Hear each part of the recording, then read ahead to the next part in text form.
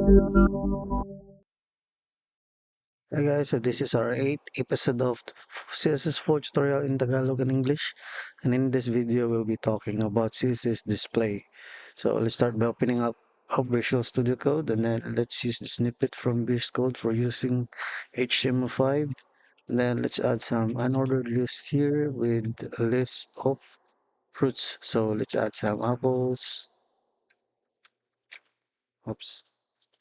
Let me just copy paste 4 times, and bananas, grapes, and oranges. Yan. So let's add some internal styling in here, and then let's add some um styles inside our, styles for our list element. I'm choosing list or li element to add some display. So let's add some border of 1 pixel solid black. And so as you can see, inoccupy niya yung whole width ng page natin. And then try to display. So the default behavior for this one is list item. Yan. So as you can see, walang nangyari. This is the default behavior. So if I try to change this one to block, so it's still occupied but nawala yung mga bullet points niya. And then let's try to change the style to inline. So the elements will group or align basically in a line. Um, from the word inline, so self-descriptive yan. And then let's try to change this one to um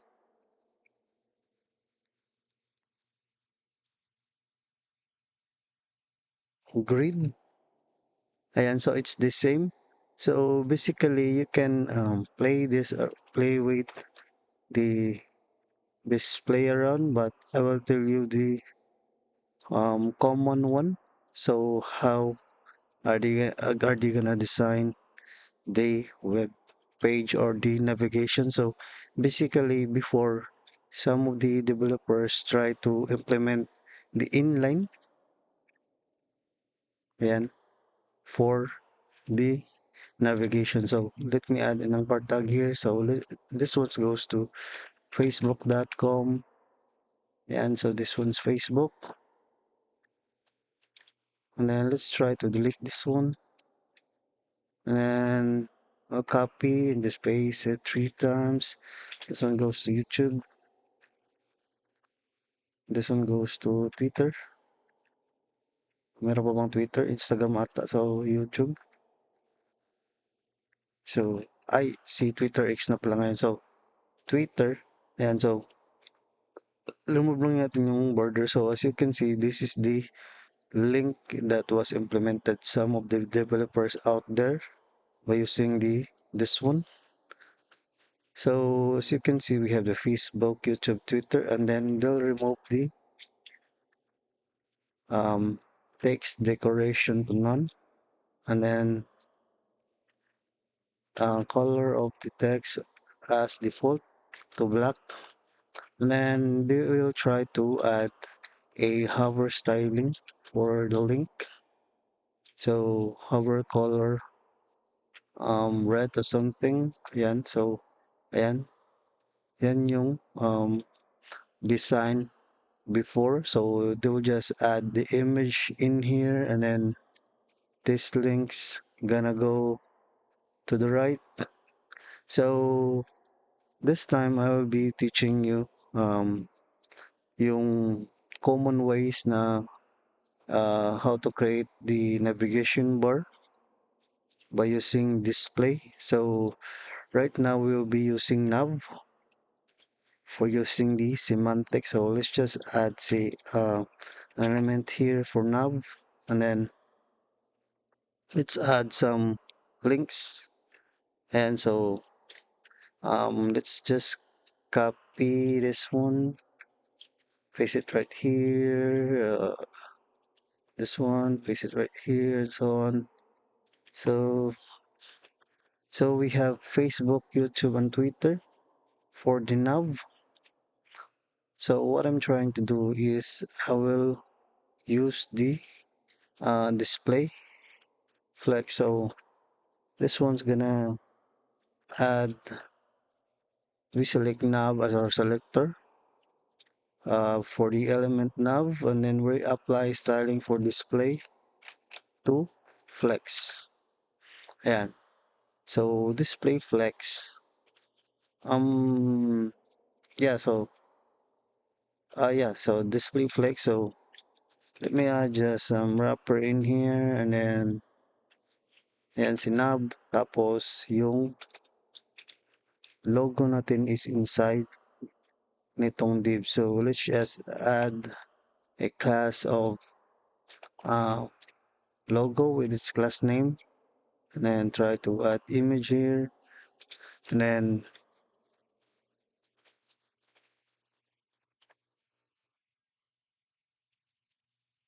I will be using my logo, and then let's try to change the width of 40 or 60 maybe. Ayan, so we have the navigation and the logo. So paano ba i-align yung logo at saka yung navigation natin? So simple. Simple lang yung gawin. So let's try to add the class here, and then um, navigation or nav wrapper. This is a wrapper for logo and links, so it will be called nav wrapper. So yan, select nav wrapper also selector.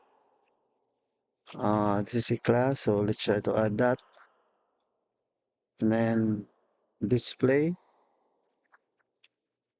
flex, and then apply justify content, and then um space between these two items. So space between means this one's gonna go on the left and this one's gonna on the right. So space between means spacing the between one of them, so one of it.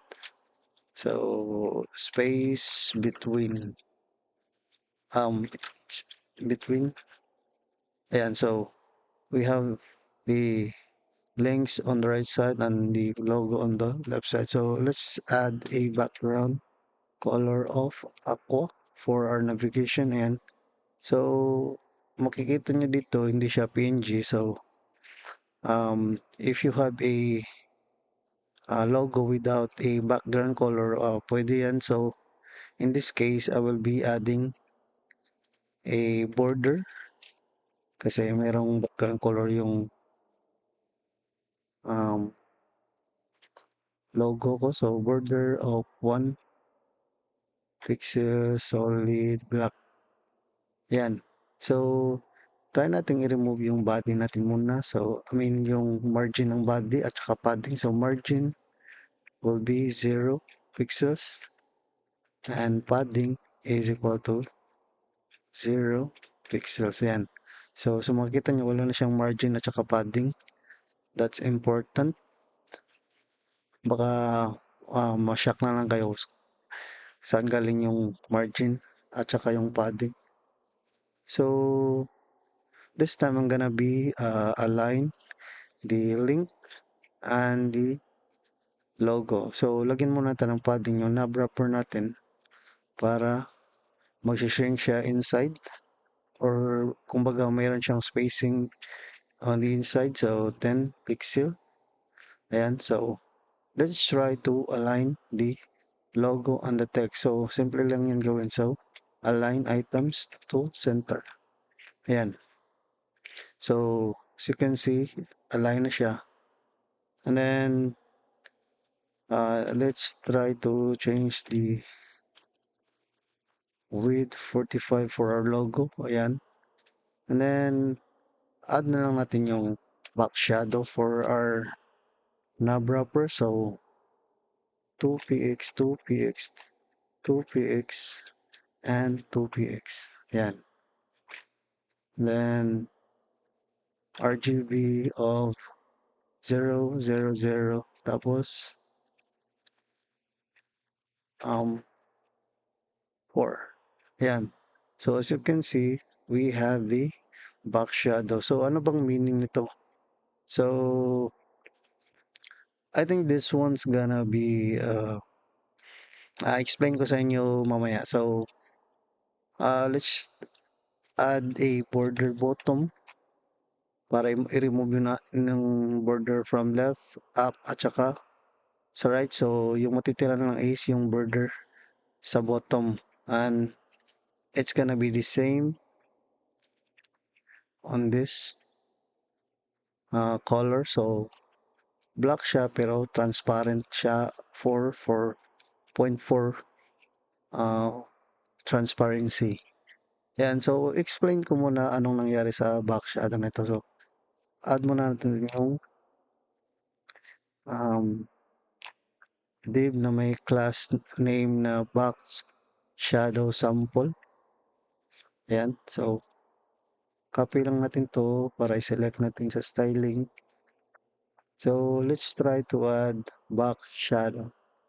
Ayan, so pag so wala pa tayong box, so let me try to add a border of 1 pixel solid black at may height siya na 100 pixels at tsaka the same lang sa width natin para maging square siya yan. So marginal na to, marginal natin sa left para mag-adjust siya from left to right. So for about 50 pixels, ayan.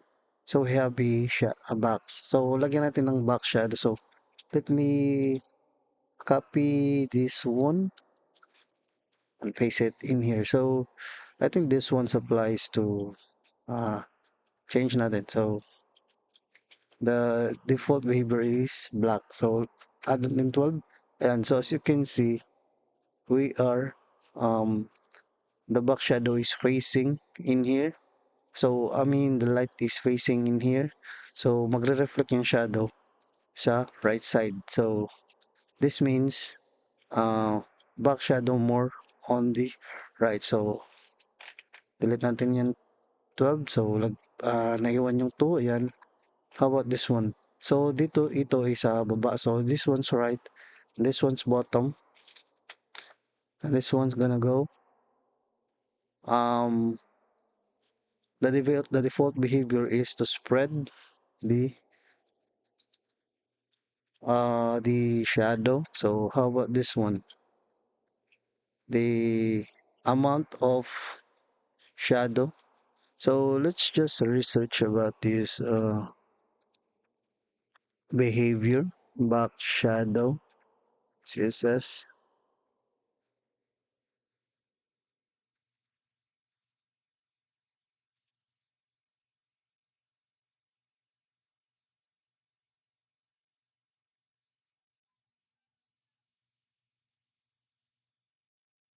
Ayan, so the actual value for the back shadow is this one. So we have the horizontal offset, vertical offset, blur radius. So ito pala ay isang blur. Ayan. So horizontal, ayan kanina. Ayan. And then sa vertical naman, ayan, sa baba. So yung optional sprayed radius niya is this one. Yeah. So this one is the spread radius. So sa box natin ay in-spread natin yung um, black color by passing 12 pixel. And then ito ay yung color na ginamit natin as you can see in here. So mayroong transparency ibinigay natin dito sa RGB natin. So yan, that's why we see transparency on our black color. So I think that's the definition of back shadow. So let's just remove this one and comment this out. So meron na tayong navigation bar. So, ang problema dito is nagdikit-dikit yung link. So, I applied a display flex on our navigation. So, uh, in order for this to work, the display flex, we need to wrap the element. So, mag-apply yung flex each of this element. So, in the case of knob wrapper, so we have div, two elements, the div and the knob. So, logo, tapos yung navigation natin. That's why we applied uh, display flex para magsiseparate yung logo at saka yung navigation, and then binigyan natin ng justify content to space between para hindi siya dumikit sa isa't isa. Ayan, so from left and right. So, logo at saka knob. So, what I have here is adding a gap in between those, in between this anchor tag, anchor element. So, I am adding a gap of 15 pixels for each of this anchor tag. Ayan. So, hindi na siya nagdikit-dikit. Change this to 10 pixels. And so we have a navigation bar. You can also add some of it. It automatically space. It automatically gives a gap in between those links that you added. So let's just remove that one. So what happens if we have another navigation for this on this side? So ayan, simple lang, mag-adjust siya. It depends on the content or the child elements inside your knob wrapper. So, nasa center na siya. If you add another one, so it will display four, but it's gonna separate from each other. So, ayan.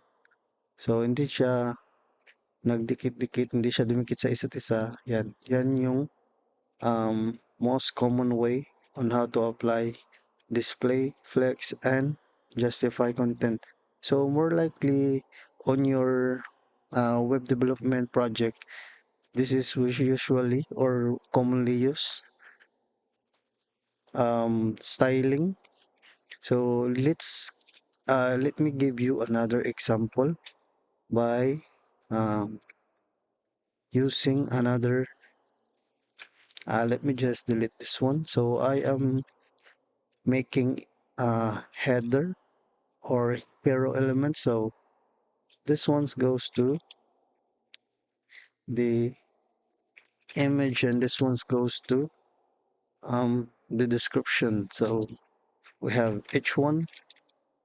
So so this is the paragraph and this one goes to button. Ayan.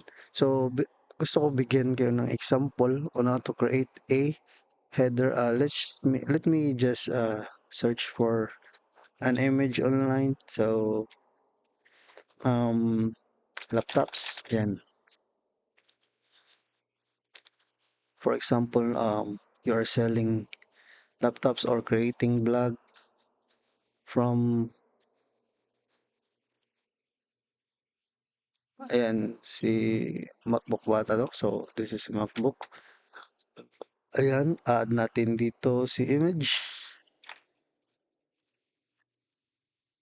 So, ayan, we have an image in here. So, I am creating a header. Kung hindi kayo familiar sa header, let me give you an example. So, ito si Florip. Header, let me search for a header. It's not header, it's hero. I think it's hero, yan. So, what I'm trying to do is, I'm creating this type of hero. So, what I have here is the logo, and this one goes to links, and we have a button here. So, let me just try to follow this one. And then, so what I have here is the logo, and then yung link is nandito tapos may button siya. So let me just add a button in here and goes to contact cells. Yan. So this is identical to our design. And so we have the logo and we have the navigation and we have the button. So ayoko munang i-style yung button natin. So we just leave it as it is. So we have uh, the a paragraph. This is the H1 and this is the buttons and this is the image. So we'll try to follow that one. So let's just set that aside. Then yung image niya is nasa right side. So let me just move this to right side and then let's create a class with the class name of hero. And then lagyan natin ng styles hero for a display flex. And then yan, so as you can see, we have the button here. At lagyan natin ng um, height at saka width si image for 400. That's too much, 200 or 300. Ayan. So 300. And then we have the text.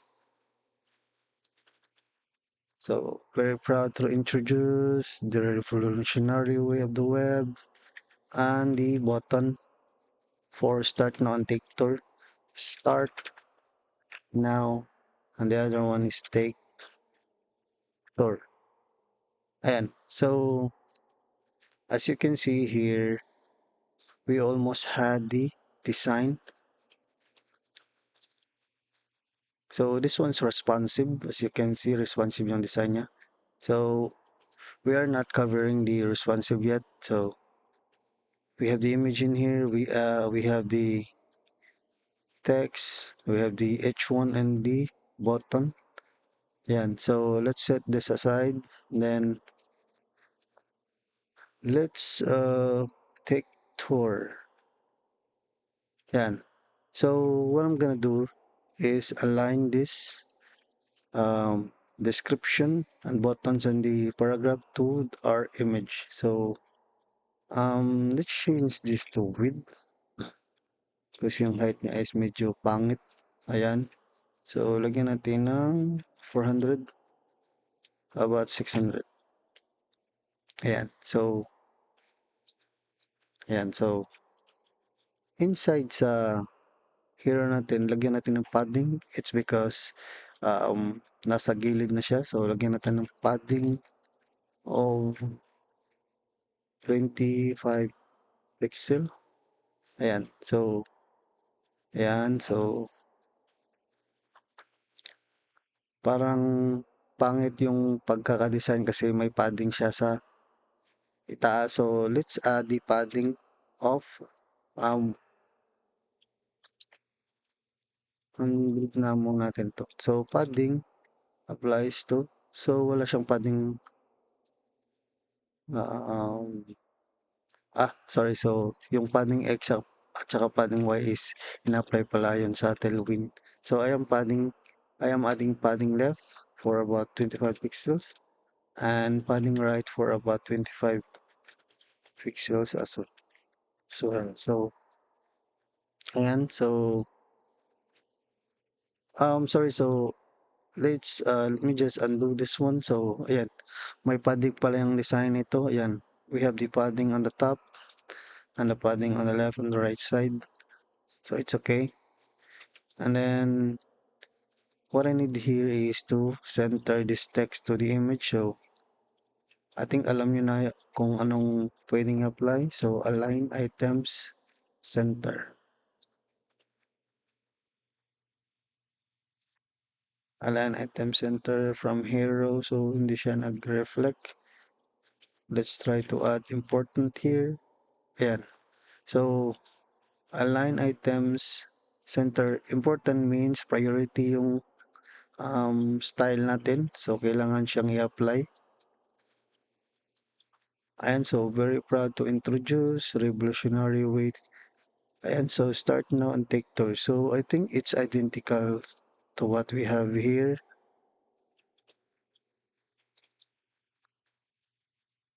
Yan. So as you can see, we already applied the hero. So I think that's the common one. Common um display, flex, and justify content, and also align items to create your hero and navigation. Just play around with this code and um, makukuha rin ninyo yung ideas na on how I create this navigation and the hero. So I think that's it for this video, guys, and thank you for watching. And don't forget to like, share, and subscribe. And kita-kits sa next video.